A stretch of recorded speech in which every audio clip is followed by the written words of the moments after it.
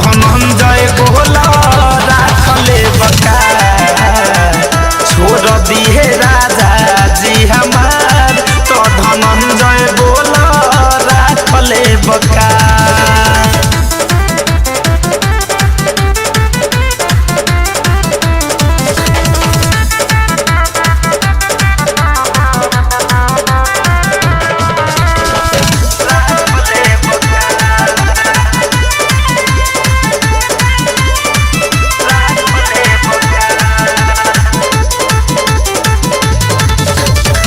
पहिले पहिले ओढ़नी तोहरे संगे लेटाइल मजा ले ल तू मजा हमारो भेटाइल पहिले पहिले ओढ़नी तोहरे संगे लेटाइल मजा ले ल तू मजा हमारो भेटाइल रे हवा में इज्जतिया चोपढ़ा पदे बहका छोड़ दिए राजा जी हमार छोड़ दिए राजा जी हमार तो धनंजय बोला राखले बका छोड़ दिए राजा जी हमार तो धनंजय बोला राखले बका।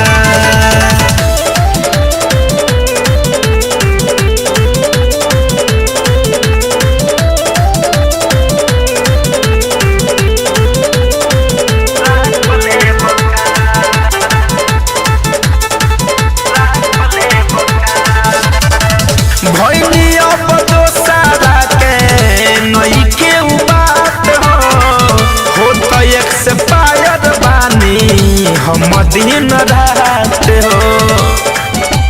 हो भैनिया दोसारा के नहीं के बात हो तो एक्सपायर बानी हम दिन रात सुमित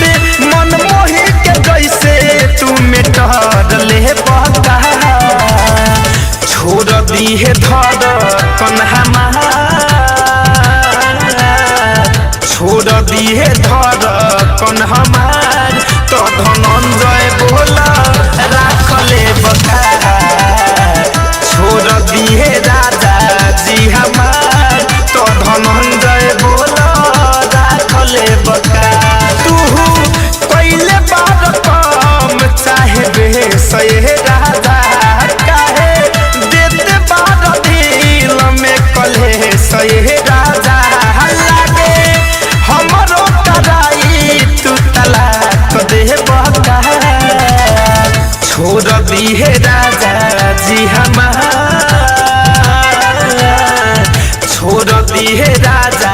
जी हमार तो धनंजय बोला राखले बका छोड़ दिए राजा जी हमार तो धनंजय बोला राखले बका। RCM म्यूजिक न्यू ऐप अभी डाउनलोड कीजिए हमारे गूगल प्ले स्टोर से और पाए भोजपुरी लोकगीतों का एक से बढ़कर एक ऑडियो वीडियो सॉन्ग बिल्कुल मुफ्त।